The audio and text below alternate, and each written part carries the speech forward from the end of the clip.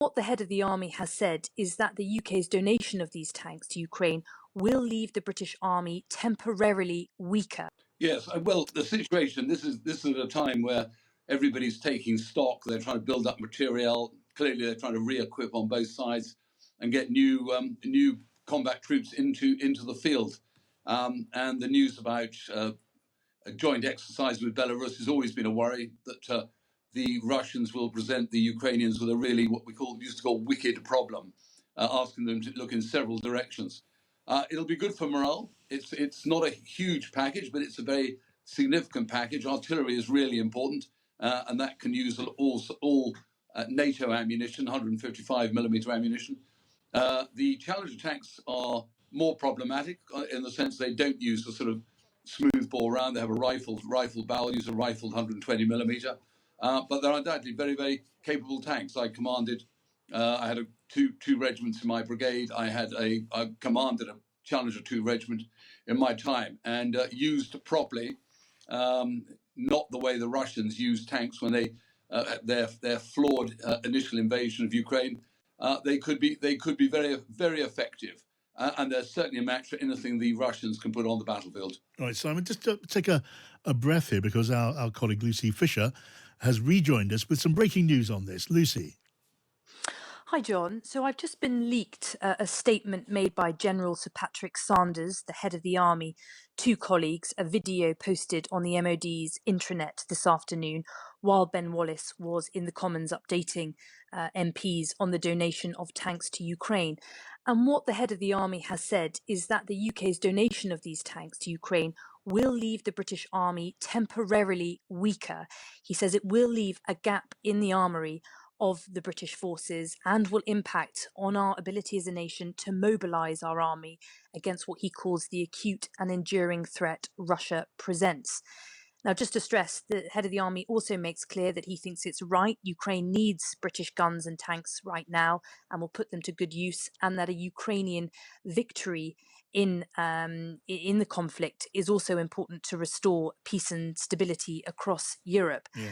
But I think it's a significant intervention that insiders are telling me is designed to try and hold the MOD and Treasury's feet to the fire and ensure that they both replace and upgrade materiel that the UK is giving to Ukraine. All right, Lucy, thank you for that piece of breaking news. And just give me your judgment on this, Lucy, if you would. I mean, how serious a problem do you think the head of the army is identifying here? Because it is in the nature of things that service chiefs lobby and lobby again and never stop lobbying for more resources and munitions and equipment for their services.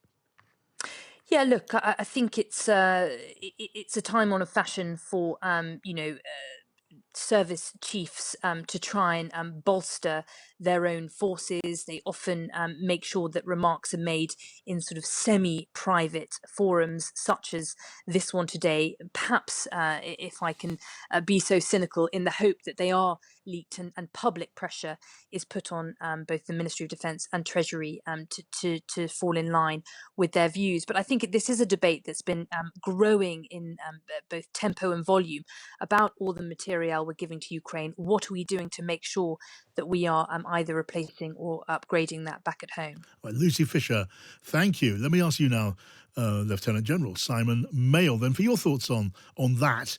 Providing this squadron of tanks and artillery to Ukraine, does it leave this country weakened in an unacceptable way, or is it part of what people like you used to do and still do, which is to keep lobbying for more and more? I wouldn't say an unacceptable way, John. Undoubtedly, tanks are no good unless you've got the spare parts and, of course, the ammunition to go with them, and there's training. So there are resources, and what's never very visible, of course, because it's rather dull, if I may use that sort of rather ironically, is of course stocks of spares and big dumps of ammunition, but they're absolutely critical. So to make this a capability rather than just a bit of equipment, we will have to make sure that we're providing all the training, a large ammunition supply and spare parts, and they've got to come from somewhere.